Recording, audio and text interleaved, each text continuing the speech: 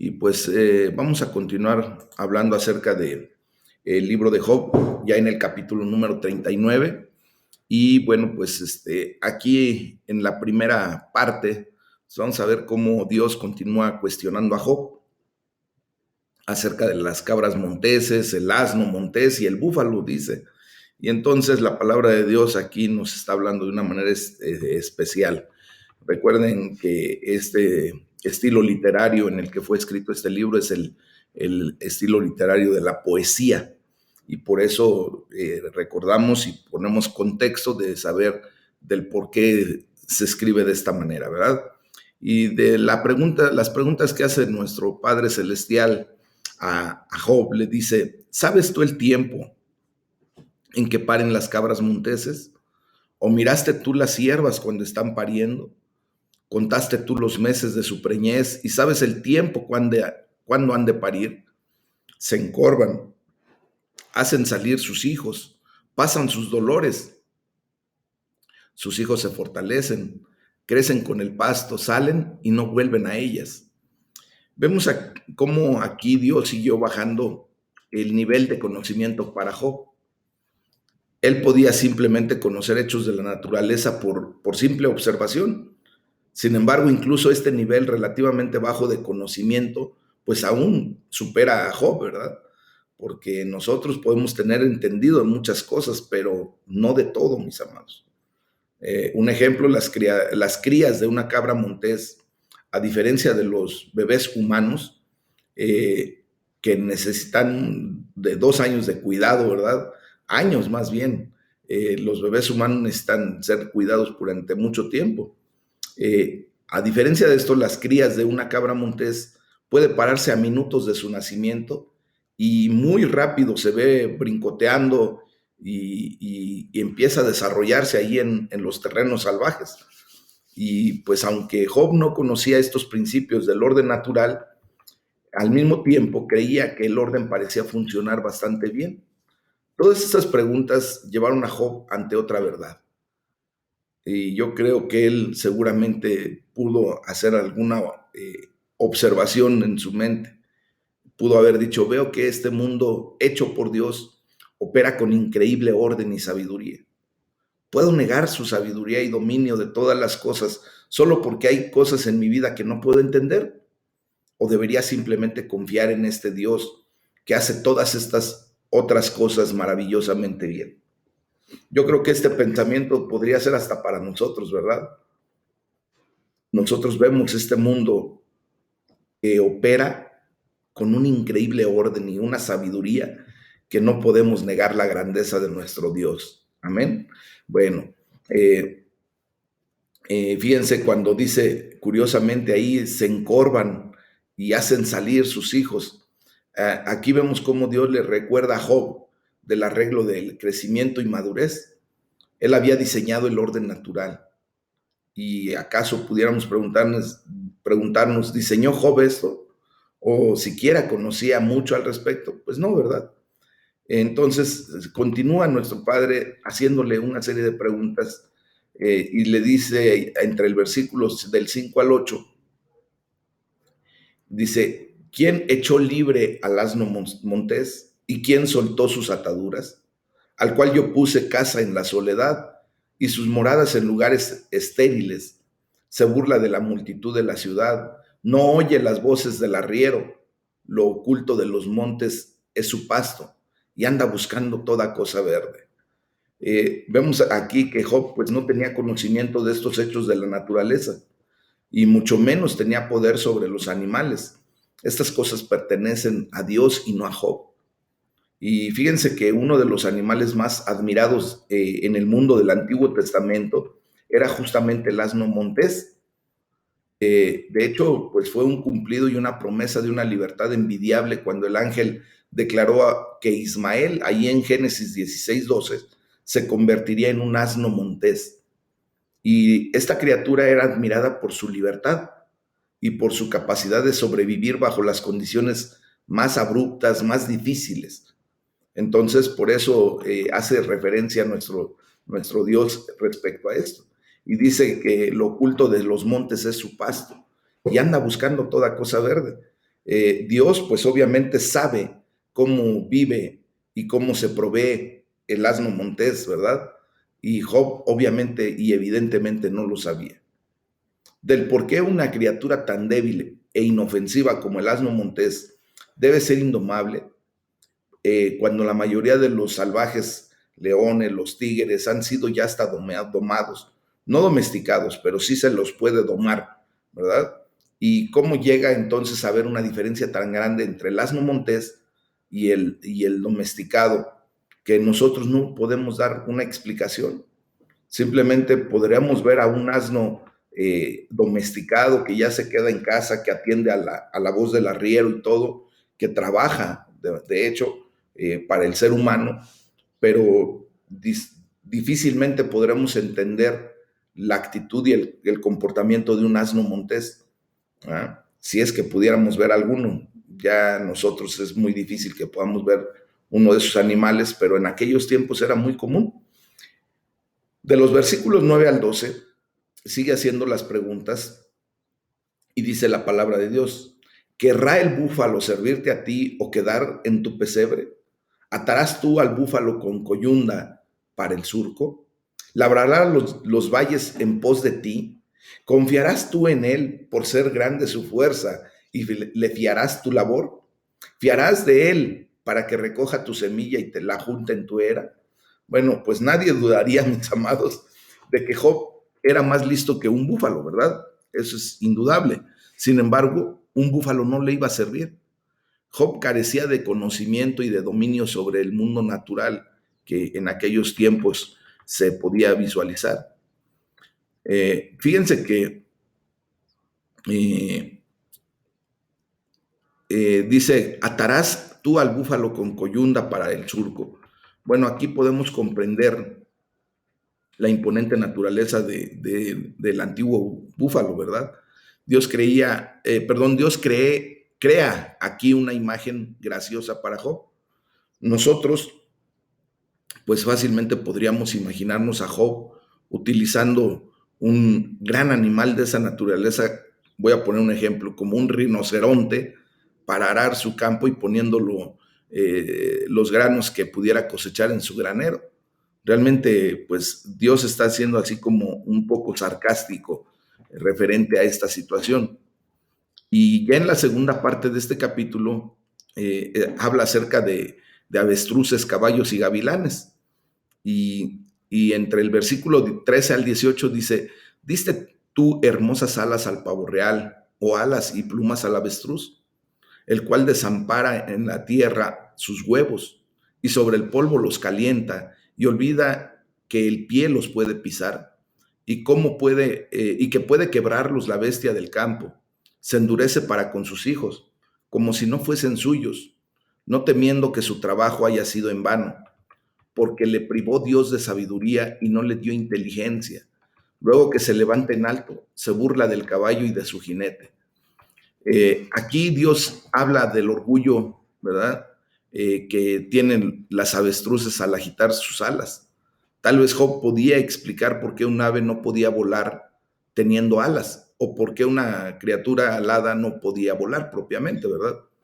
Y es lo que, pues técnicamente un ave tonta, porque así la hizo Dios, pues este relato hasta cierto punto medio cómico, pues sugiere que en medio de la profusión de las criaturas, algunas fueron hechas para hacerle útil al hombre, pero otras están ahí solo para el entretenimiento o para completar propiamente la creación de Dios y para deleite nuestro. Porque para nosotros es un deleite ver ese tipo de animales, ¿verdad? Con esa majestuosidad que de repente exhiben. Y este pasaje pues es notable porque continúa con el primer y único humor real que se puede leer a lo largo de todo el libro. Y aquí pues debemos permitir, ¿verdad?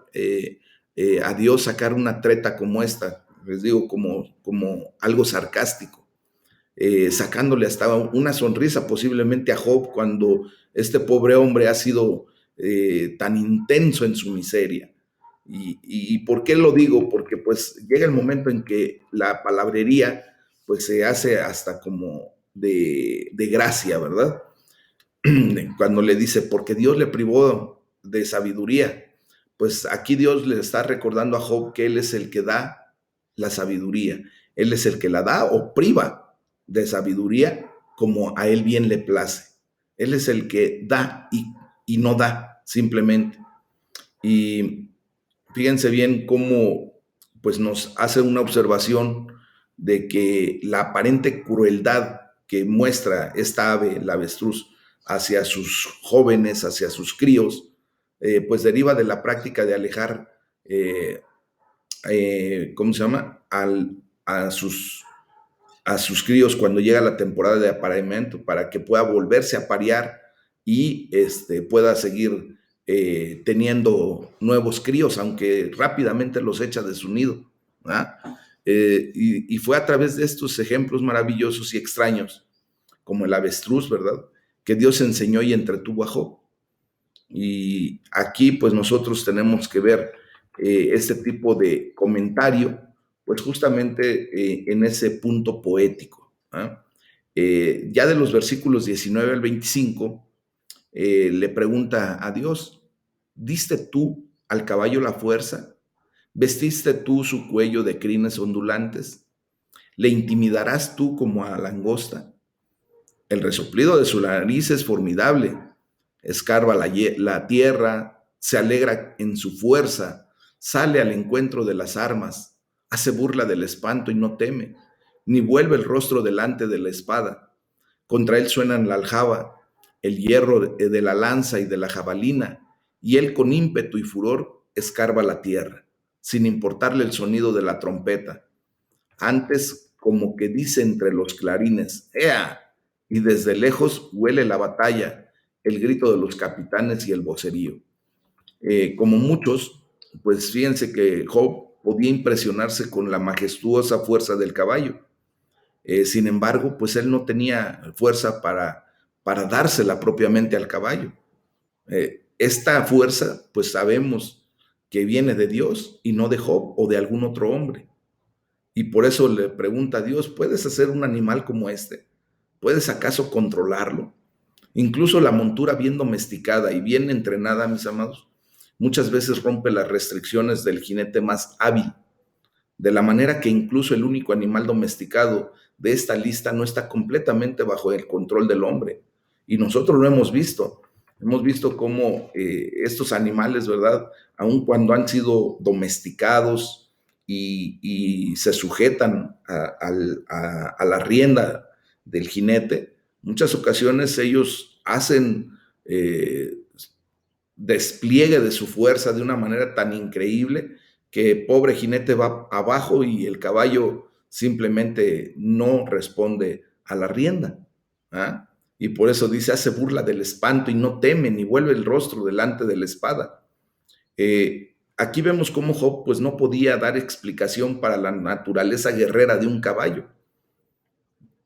Y esa naturaleza opera contra la razón y hasta contra el interés propio del caballo. En esta criatura, pues tenemos por lo tanto un ejemplo claro del maravilloso poder y la sabiduría de Dios. Si el caballo es tan fuerte y beligerante, ¿qué es el omnipotente? Ese es el hombre de guerra que se levanta a nuestro favor, mis amados hermanos. Justamente, ¿verdad? Él es el que genera todo este tipo de manifiestos bélicos. Y luego entre el versículo 26 al 30, sigue preguntando y le dice, ¿vuela el gavilán por tu sabiduría? Y extiende hacia el sur sus alas, se remonta el águila por tu mandamiento y pone en alto su nido.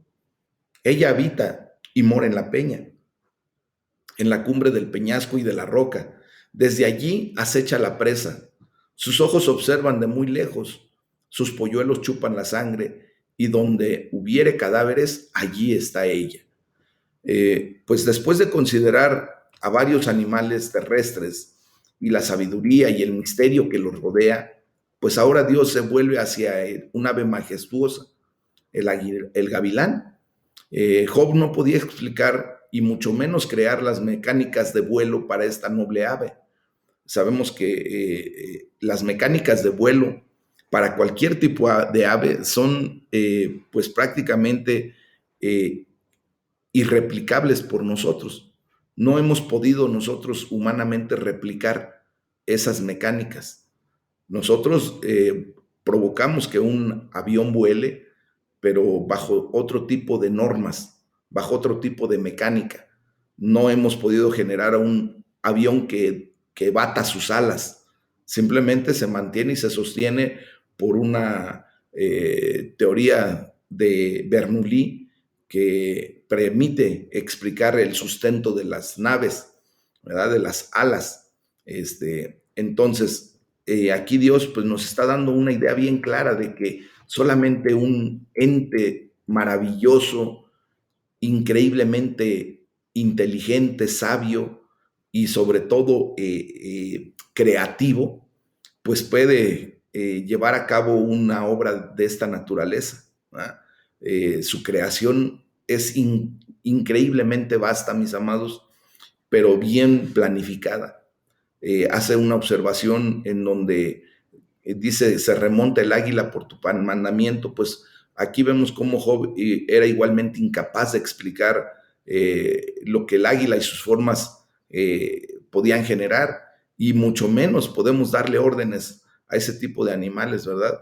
Entonces, pudiera parecer, mis amados, que Dios estaba siendo duro con Job, pero nosotros debemos comparar lo que Dios le dijo a Job con lo que los acusadores de Job pensaban que Dios debía decirle. Dios no vino a Job como juez, ni siquiera como policía.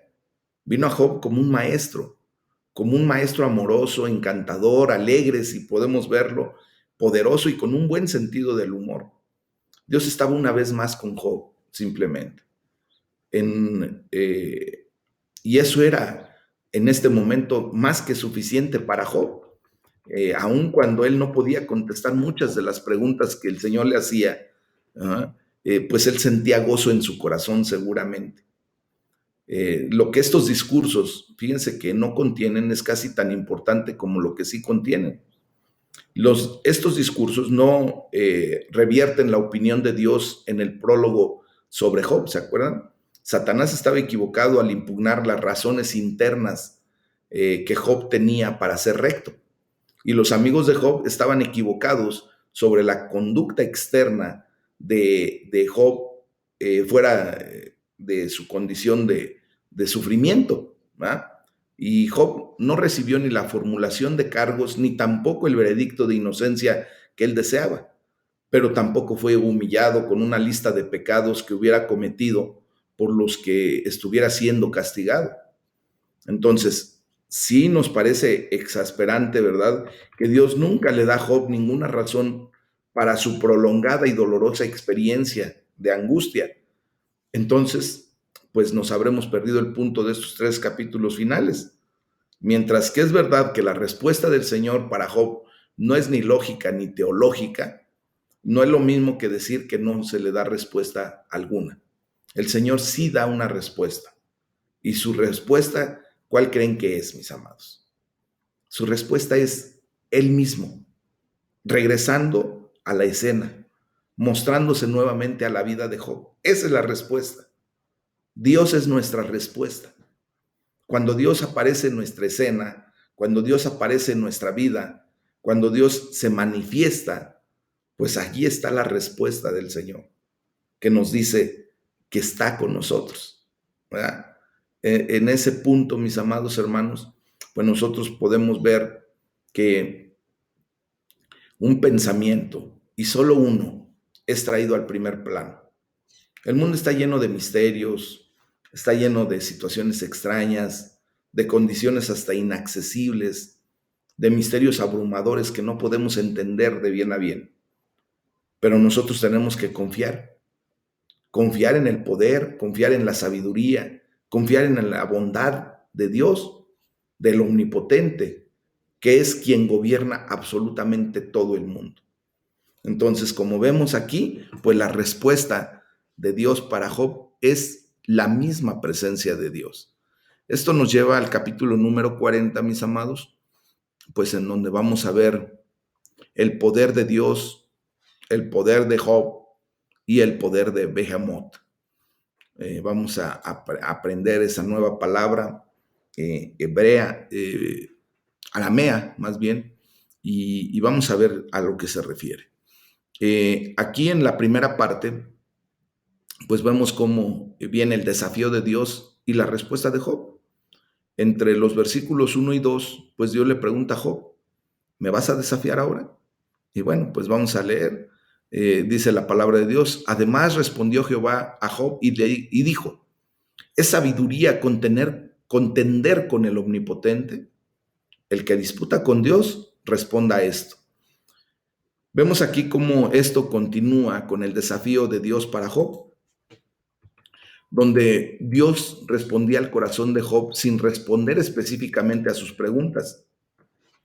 Esto vino después del tiempo extendido de compañerismo, asombro y enseñanza que se nos describe entre los capítulos 38 y 39. ¿verdad?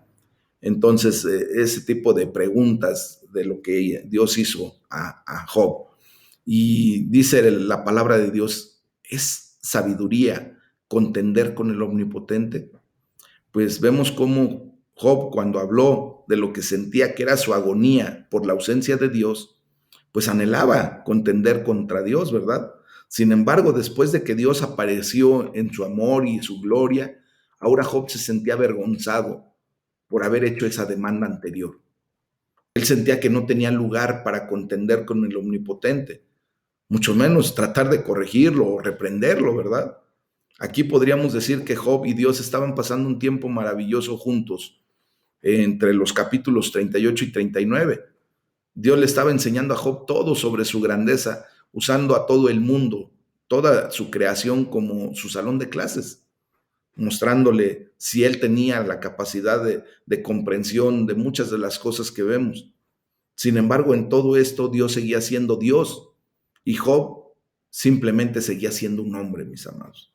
Y es así como debemos vernos delante del poderoso, ¿verdad? Entre los versículos 3 al 5, pues vemos cómo Job se queda sin palabras delante de Dios. Y es lo que nos sucede a nosotros también, ¿verdad? Dice la palabra de Dios, entonces respondió Job a Jehová y dijo, he aquí yo soy débil, soy vil, ¿qué te responderé? Mi mano pongo sobre mi boca. Una vez hablé, mas no responderé. Aún 2 veces, mas no volveré a hablar. Pues recordemos cómo Job había orado con frecuencia a lo largo del diálogo con sus amigos, ¿se acuerdan? Él era el único de los 5 que hablaba con Dios, pero ahora Job hablaba después de la gran revelación de Dios de sí mismo y hablará con un tono bastante diferente del que había tenido antes. El tono diferente no era porque las circunstancias de Job hubieran cambiado sustancialmente, mis amados. Aún estaba en miseria y pues había perdido prácticamente todo, mis amados. Pero el tono cambió porque mientras que antes había sentido que Dios lo había abandonado, ahora sentía que Dios estaba con él. Por eso cambió el tono, no porque hubieran cambiado las circunstancias. ¿Se dan cuenta de lo que nos está enseñando la palabra de Dios el día de hoy?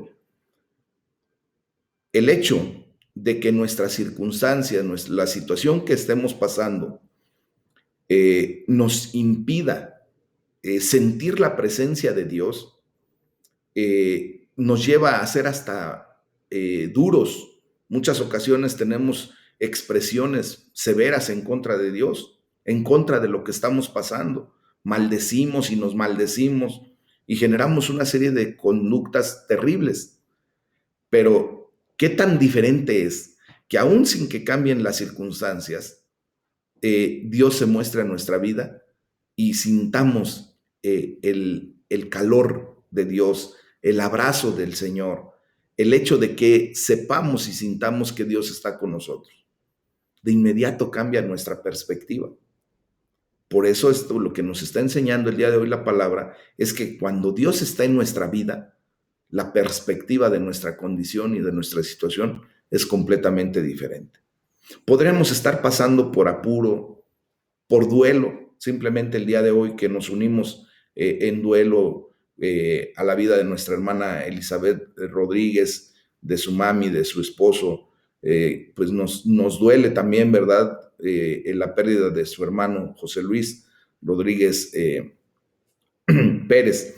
Pero aún en medio de esta situación, cuando Dios está en la escena, mis amados, cuando Dios está presente en nuestra vida y nosotros podemos entender esa realidad, pues la circunstancia es completamente diferente.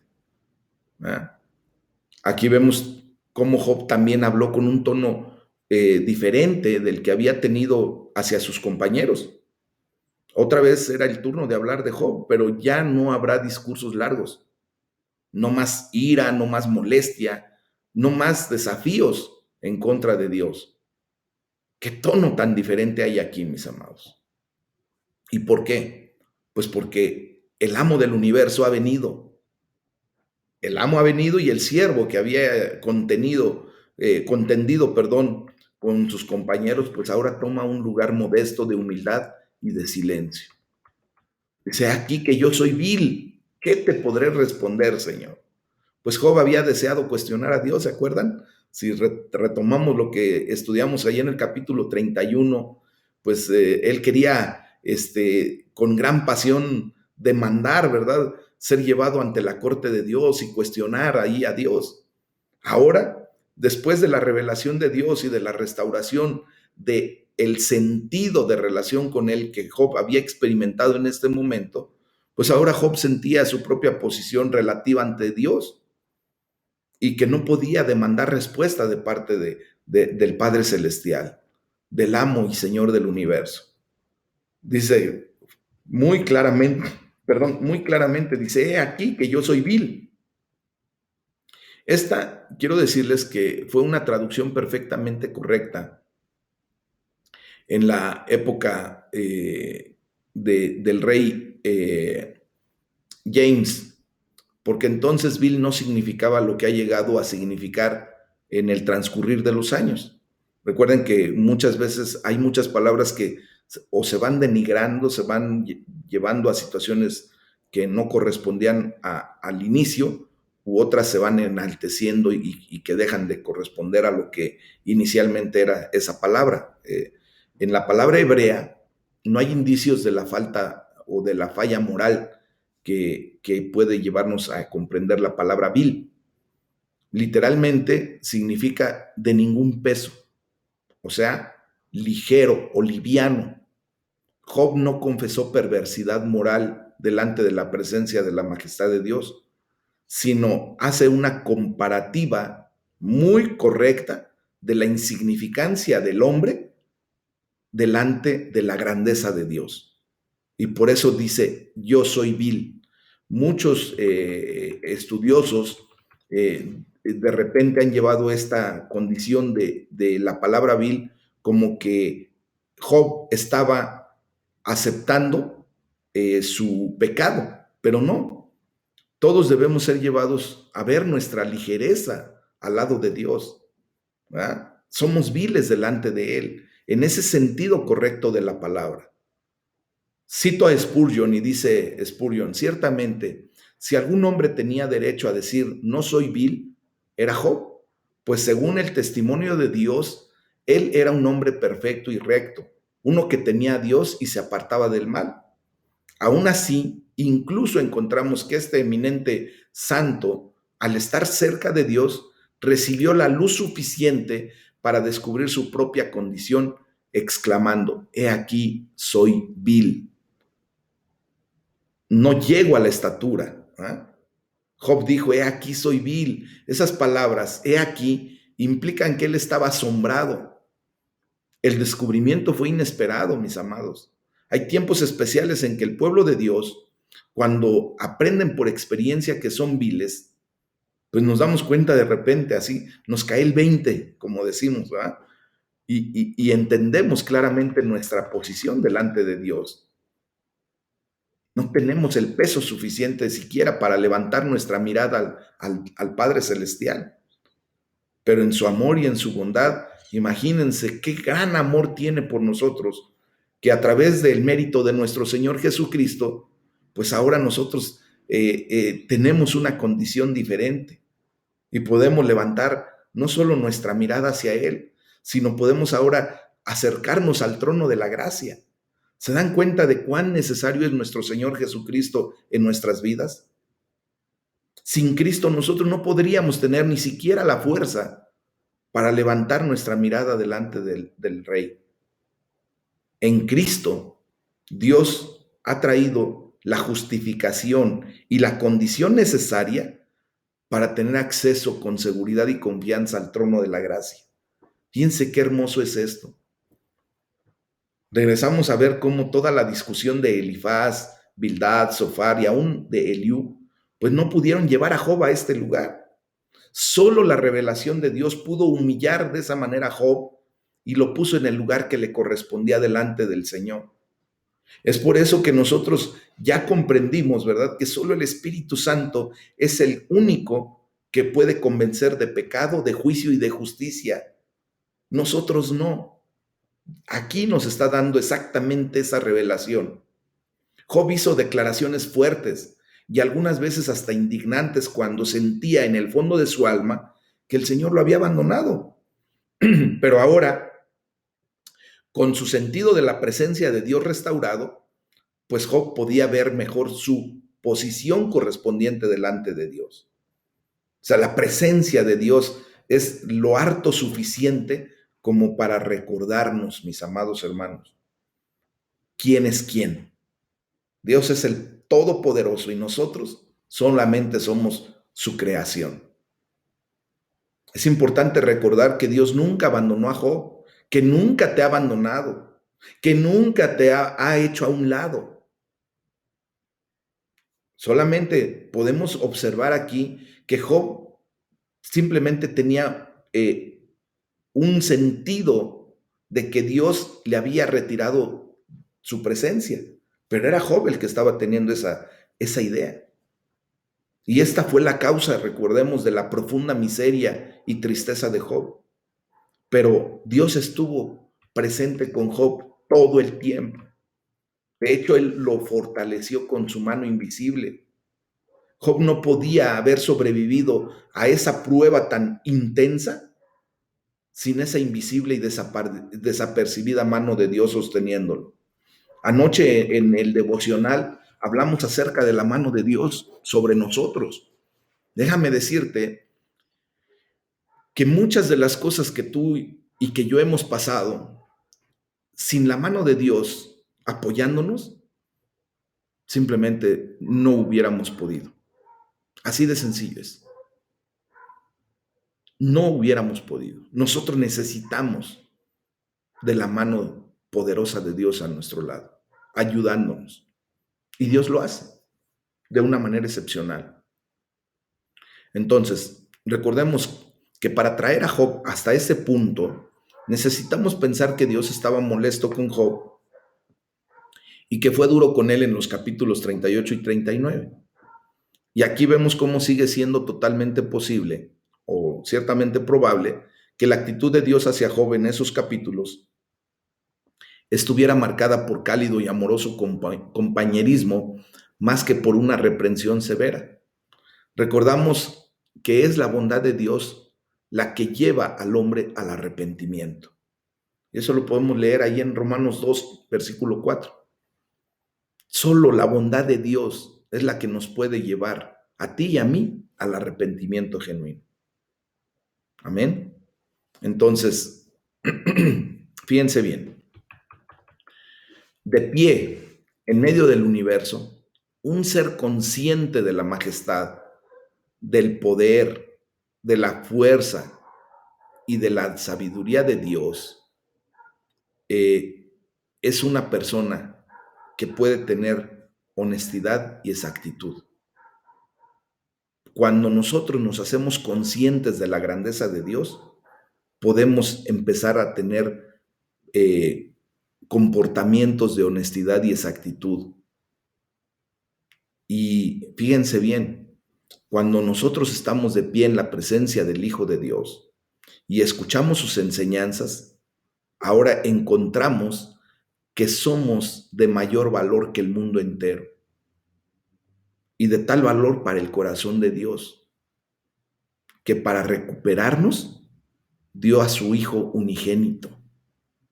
Piense qué grandeza, qué amor Dios tiene por nosotros, mis amados. Aquí Job llega al punto donde dice, pongo mi mano sobre mi boca.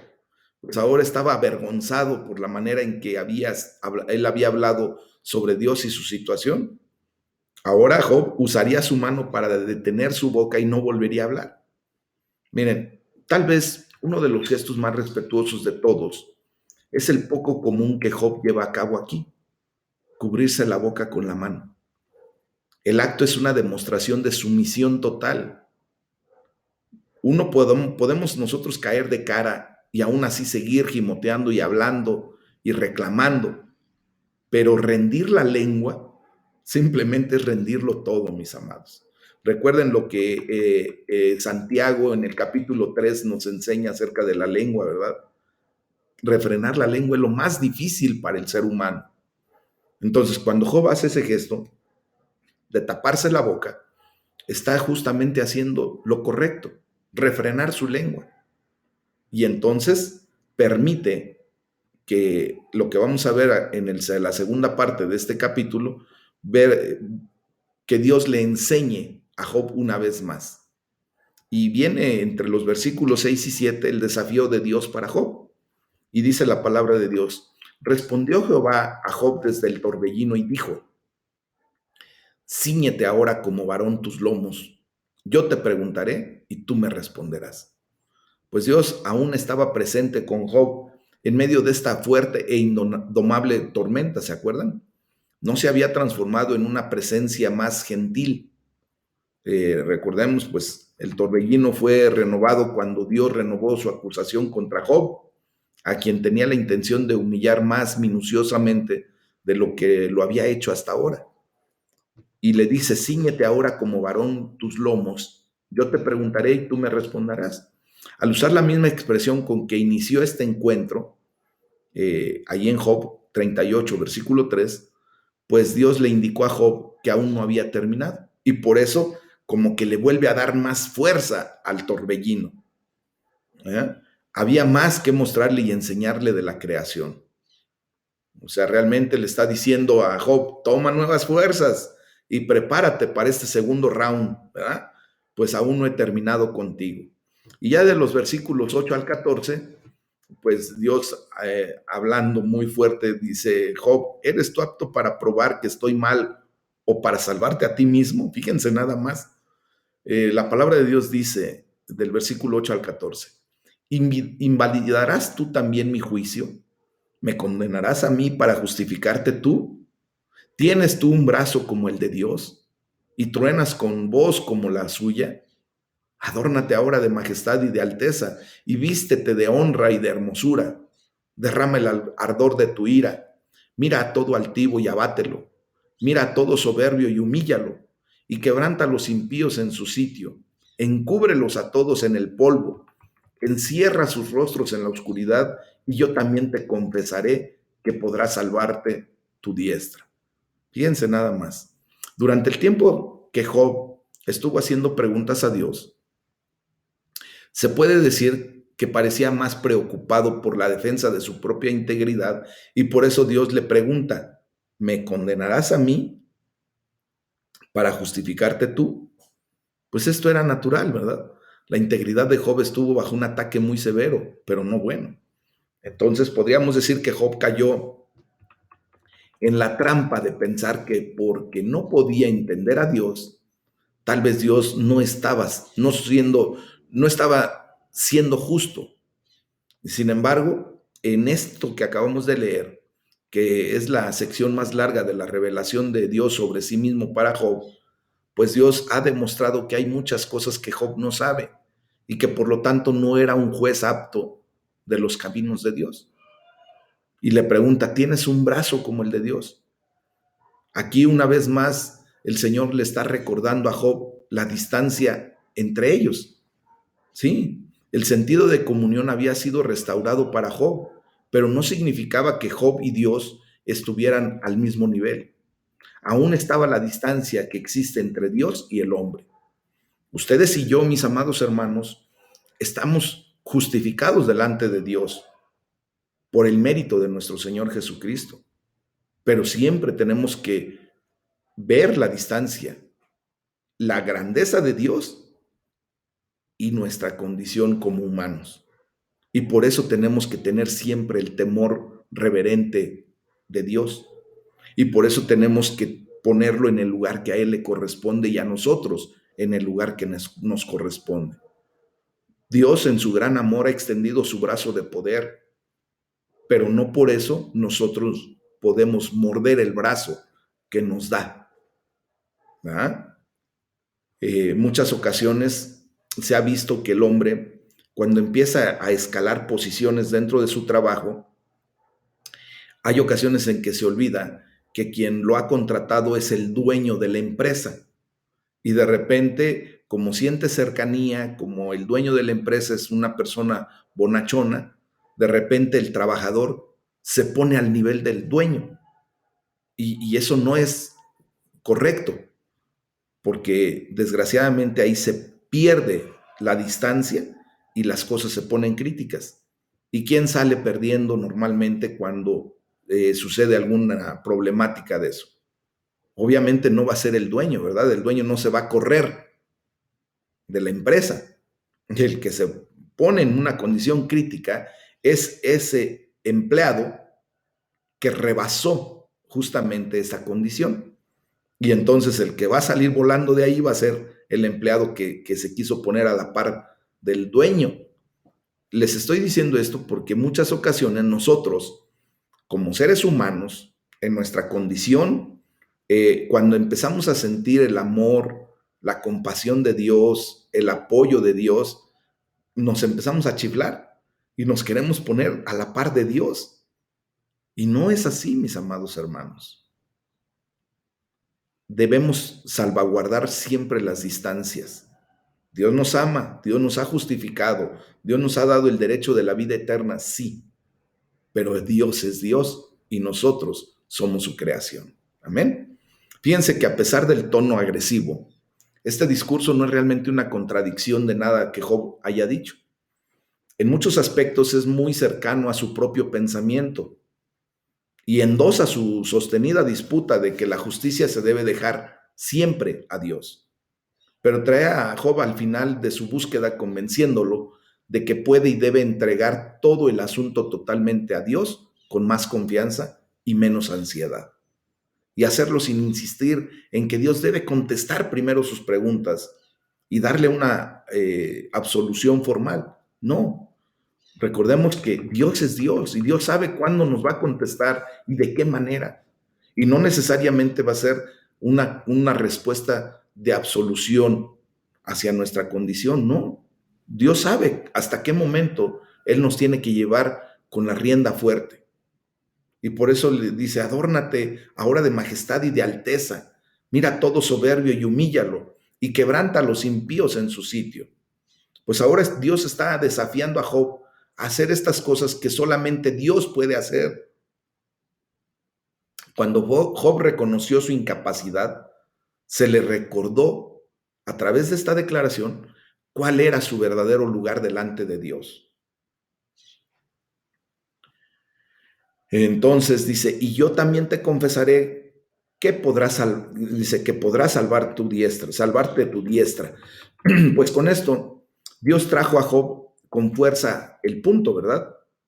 Como él no podía hacer todas esas cosas que solo Dios puede hacer, pues tampoco podría salvarse a sí mismo con su propia diestra, con su propio poder.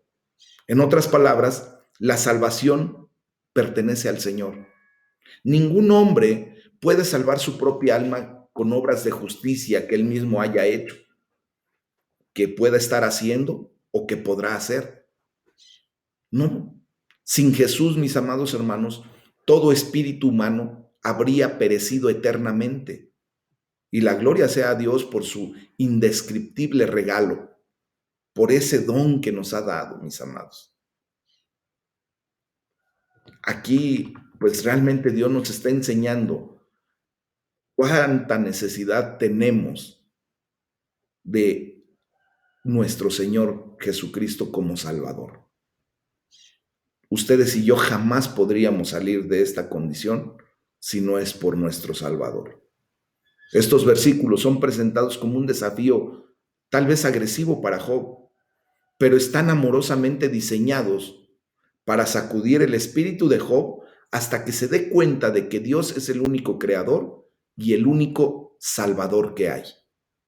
Mis amados, muchas veces nosotros vamos a poder sentir, así como lo sintió Job, ¿verdad? Estos sacudidones cuando Dios permite que seamos pasados por el crisol, pero es algo amorosamente diseñado para que nos demos cuenta de que Dios es el único creador y el único salvador de nuestra vida. Es para eso que Dios permite que pasemos por esas pruebas, mis amados. Y de esa manera ponerse en el lugar que nos corresponde cada uno. Amén. De los versículos 15 al 24 se nos da un poder, un ejemplo del poder de Dios y la debilidad relativa de Job. Y habla acerca de Behemoth. Bueno, dice la palabra de Dios: he aquí ahora Behemoth, el cual hice como a ti, hierba que come como buey. He aquí ahora que su fuerza está en sus lomos y su vigor en los músculos de su vientre. Su cola mueve como un cedro y los nervios de sus muslos están entretejidos. Sus huesos son fuertes como bronce y sus miembros como barras de hierro. Él es el principio de los caminos de Dios, el que lo hizo. Puede hacer que su espada a él se acerque. Ciertamente los montes producen hierba para él y toda bestia del campo retosa allá. Se echará debajo de las sombras, en lo oculto de las cañas y de los lugares húmedos. Los árboles sombríos lo cubren con su sombra. Los sauces del arroyo lo rodean. He aquí, sale de madre el río, pero él no se inmuta.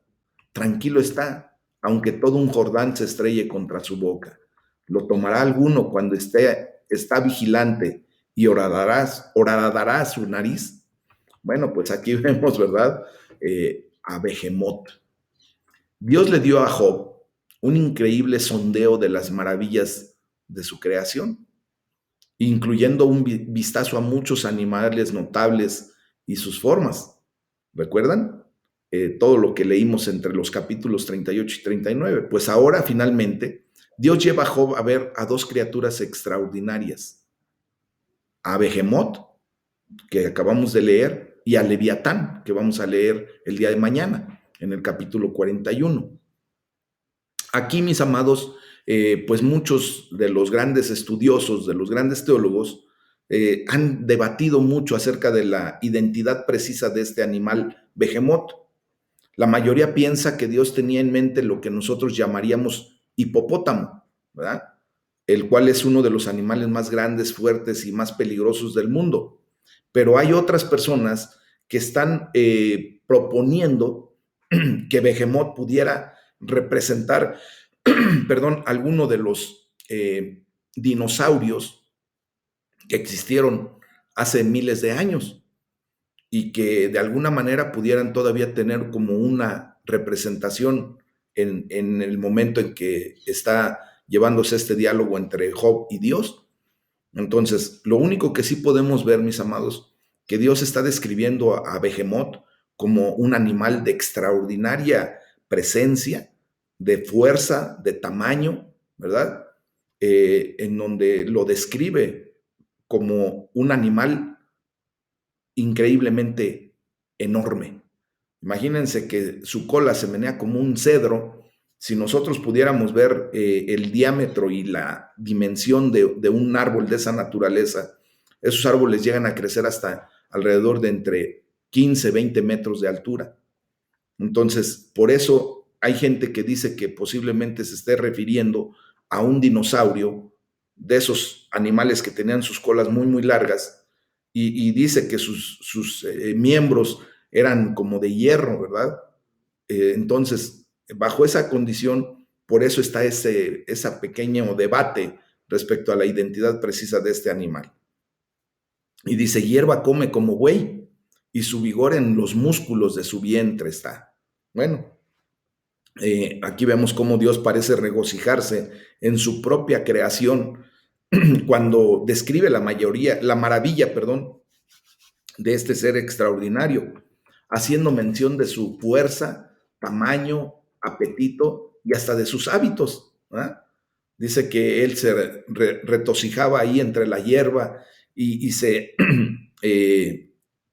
quedaba bajo la sombra de los árboles y los hábitos que posiblemente tenía este animal. Entonces, la imagen es clara, mis amados. Si Job no puede contender con otra criatura, ¿cómo podría esperar contender con el Dios que creó al behemoth? Aquí nos damos cuenta, y con esto terminamos este capítulo, mis amados, de cómo pues Dios nos pone en nuestro lugar rápidamente, haciendo simplemente el comentario de quién es quién delante de él. Amén.